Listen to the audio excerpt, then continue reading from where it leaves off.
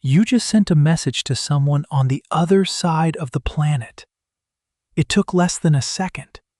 You didn't think about it. You didn't wonder if it would arrive. You didn't worry about predators intercepting it or the message getting lost in the wilderness. That's how normalized instant communication has become. But for 99.9% of human history, that wasn't even a fantasy. If you wanted to tell someone something, you had to be there.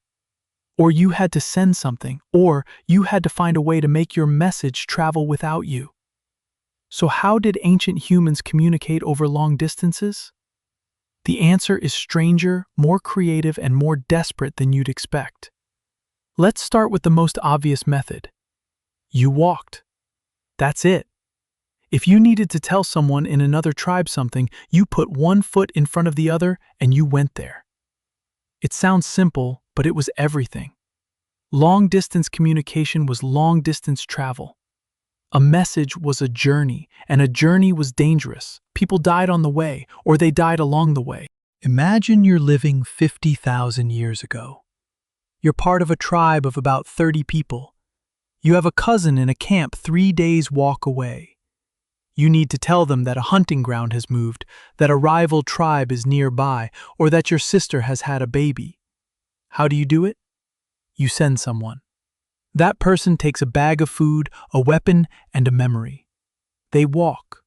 They don't have a written note. They don't have a map. They have the message in their head. And if they don't survive the journey, the message dies with them. The trip was a test of endurance and trust, but here's where it gets interesting. Ancient humans didn't just rely on runners, they used the landscape itself. Rivers were highways, coastlines were routes, mountain passes were paths. Over thousands of years, they built a mental map of the world that was passed down through generations. A child learned from a parent which route was safe, which river was too fast, which valley had good hunting. That knowledge was the message. And it was carried in the head, not on paper. And they didn't just walk in silence. They sang, they chanted, they told stories as they traveled, embedding information in rhythm and rhyme.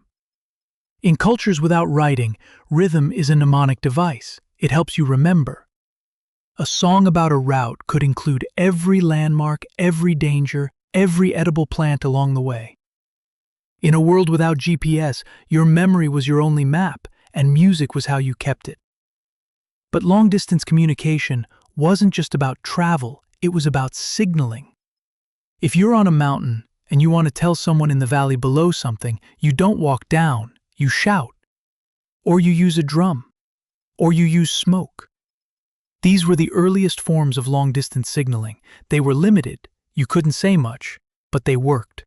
Smoke signals are the most famous example. A tribe in one valley sees smoke rising from a hilltop. They know it's a message. The pattern of the smoke tells them something. One puff might mean danger. 2 puffs might mean come here. 3 puffs might mean we have food. The message was simple, but it could travel miles in minutes. That's a speed that a runner couldn't match. It was the fastest communication technology available for tens of thousands of years. The Australian Aboriginal peoples used message sticks. These were small, carved pieces of wood that carried information. The carvings weren't writing in the sense we understand it. They were symbols. The stick itself was the message. A person would carry the stick, and when they arrived, they would tell the meaning of the carvings. The stick was proof that the message was legitimate. It was a credential. It showed that the carrier was a trusted messenger.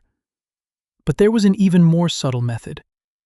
Drums, the talking drums of West Africa and the drum languages of Southeast Asia, were capable of carrying complex messages over long distances. The drum didn't just make noise. It mimicked the patterns of speech.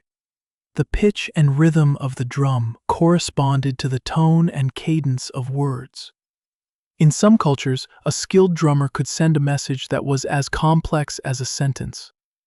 A message could travel 50 miles in an hour, faster than any messenger could run.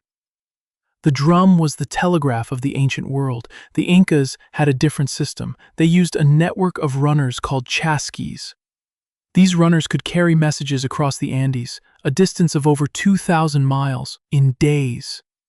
They ran relay style. One runner would run a segment, then hand the message to another, and another, and another. The system was so efficient that messages could travel from Quito to Cusco in less than a week. That's a distance of over 1,500 miles. The message was often a quipu, a knotted cord that encoded information. The knots were a form of data storage. They could record numbers, populations, even stories. And then there's the question of how they communicated with people who didn't speak their language. This is where trade becomes communication. When you meet a stranger, you don't have words. You use gestures. You point. You nod. You offer something. A piece of obsidian, a piece of salt, a piece of shell. These were the first messages. They said, "I'm friendly. I'm useful. I have something you want." Trade wasn't just about goods. It was about trust. And trust was the foundation of all long-distance communication. But the most fascinating method is one that's almost invisible to us now. They used the land itself. They left markers, a pile of stones at a crossroads, a bent branch, a carved tree. These were messages that didn't need a carrier. They were permanent. They said, someone was here, they went this way. In a world without writing, the landscape was a text. You read it the way we read a book. And they used fire. It's almost invisible to us today. Signal fires on hilltops could warn of danger across long distances in minutes. A chain of fires could send a message across an entire region. The message was usually simple. Come here. Run away. The enemy is coming. But simple was enough. There's evidence that some ancient cultures used whistled languages. These are languages that are spoken by whistling. The pitch and rhythm of the whistle mimic the tones of spoken words. You can whistle a message across a valley that would be impossible to shout. Whistled languages have been documented in the Canary Islands, in Turkey, and among the Hmong people of Southeast Asia. Some of these whistles can carry for several kilometers. It's a form of communication that doesn't need a message carrier or a signaling device. It's just sound. But the most advanced ancient communication system was the human voice itself. Long-distance communication wasn't just about sending information. It was about building relationships. When a runner arrived at a camp, they didn't just deliver a message, they shared news, they told stories, they entertained. The journey was part of the message. The runner's presence was the message. It said, we are connected, we are the same people, we are family. This is what anthropologists call social cohesion. Long-distance communication was about keeping the tribe together. And there's a darker side too. Long-distance communication was used for war. Runners carried war messages, signal fires warned of raids, drums called warriors to battle. In a world without armies, communication was the only way to coordinate defense. The tribe that communicated best was the tribe that survived. So what did ancient humans actually do? They walked, they ran, they shouted, they drummed, they smoked, they whistled, they carved, they nodded, they sang, they danced. They used every tool they had. Their bodies, their voices, the landscape, the fire, the wood, the stone, to send a message from one person to another across vast distances. And here's what's remarkable. They didn't just send information, they sent meaning. A message stick wasn't just a piece of wood, it was a relationship. A drum message wasn't just a sentence, it was a connection. A signal fire wasn't just a warning, it was a promise. The medium was the message, as Marshall McLuhan would say much later, and the medium was human. But then something changed. We invented writing, and writing changed everything. You no longer needed a human carrier to remember the message, you could write it down. You could send it, you could store it. It was a revolution. But it was also a loss. When you write a message, you lose the voice, you lose the warmth, you lose the person behind the words. And then we invented the telegraph, the telephone, the internet.